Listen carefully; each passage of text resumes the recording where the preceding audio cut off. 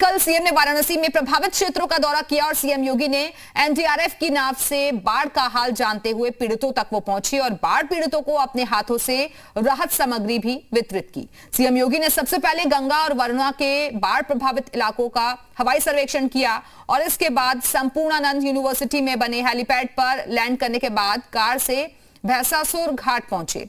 वहां से एनडीआरएफ की नाव से गंगा से होते हुए वरुणा नदी में बाढ़ का हाल जानने सरैया तक गए और सरैया से सीएम योगी आलिया गार्डन पहुंचे और बाढ़ पीड़ितों का हाल जाना और भरोसा दिया कि चिंता की कोई बात नहीं, आपदा की इस घड़ी में सरकार उनके साथ खड़ी है, हर संभव उनकी मदद की जाएगी। उन्होंने मौके पर अधिकारियों से राहत कार्यों के बारे में जानकारी लेते हुए निर्देशित किया कि बाढ़ पीड़ितों की मदद में कोई कोर कसर नहीं छोड़ी जाए।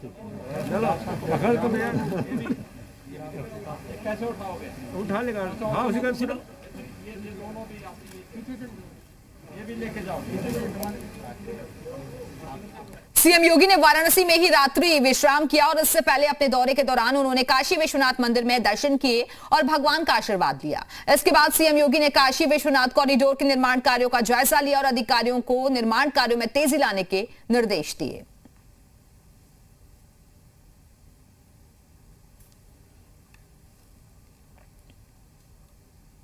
उत्तर प्रदेश के डिप्टी सीएम केशव प्रसाद मौर्य ने गुरुवार को प्रयागराज में बाढ़ग्रस्त इलाकों का हवाई सर्वेक्षण किया। उन्होंने हवाई सर्वेक्षण के बाद अधिकारियों के साथ समीक्षा बैठक की और बाढ़ग्रस्त क्षेत्रों में किए जा रहे राहत कार्यों की जानकारी ली। उन्होंने अधिकारियों को सभी जरूरी बंदोबस्त करने के निर्देश दिए।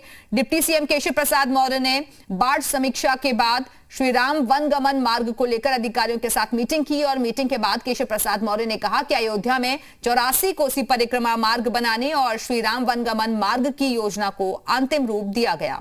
उन्होंने बताया कि श्री राम वनगमन मार्ग पर 3,300 करोड़ रुपए की लागत आएगी। श्री राम वनगमन मार्ग के लिए शंखवेरपुर धाम से 6 लेन का पुल गंगा पर बनेगा।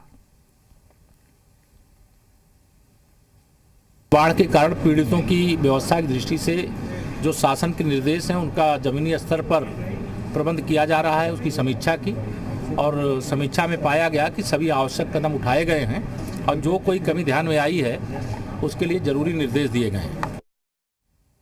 चंदौली जिले में गंगा अपना रौद्र रूप दिखा रही है और जिससे कई इलाकों में बाढ़ आ चुकी है। सबसे ज्यादा असर सकलडीहा और पंडित दीनदयाल उपाध्याय नगर तहसील में दिखाई दे रहा है और यहां के बहादुरपुर गांव में गंगा का पानी घुस चुका है, जिससे कई लोग बेघर हो गए हैं और फसलें भी बर्बाद हैं। अपर जिलाधिकारी ने बताया कि जिले के 69 गांव बाढ़ से जूझ रहे हैं और जिनमें से 18 गांवों में हालात बेहद खराब हैं, जहां राहत और बचाव की टीमों को तैनात किया गया है। गंगा का जलस्तर रोज 1 सेंटीमीटर बढ़ रहा है और फिलहाल गंगा का जलस्तर बढ़कर 72.32 मीटर है, जो कि खतरे के निशान से ऊपर है। जनपद चंदौली में कुल 69 गांव जो बाढ़ से प्रभावित हैं, जो जिनमें से आबादी तक 18 गांव में पानी पहुंच गया, आबादी और उसके आसपास। इसमें से 14 गांव के लोगों को आबादी को वहां से विस्थापित किया गया है, जिन्हें आसपास की बाढ़ चौकियों पर रखा जा रहा है। वहाँ पर उनके लिए खाने पीने की सुविधाएं दी जा रही हैं और लंच पैकेट और भूसा चारा वगैरह की व्यवस्था है उनके। सभी जगह जहाँ नावों की ज़रूरत है वहाँ नाव लगा दी गई हैं। मिर्जापुर में गंगा नदी का जलस्तर बढ़ गया है जिससे लोगों को काफी परेशानी हो रही है, लेकिन युवाओं के लिए बाढ़ का पानी मनोरंजन का साधन बन गया है। प्रयागराज राजमार्ग पर बना पुल स्टंट बाजों के लिए स्टंट का केंद्र बन गया है।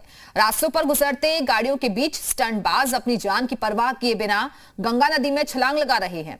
स्टंट बाजों पर लगाम लगाने के लिए प्रशासन के द्वारा अब तक कोई व्यवस्था नहीं की गई है।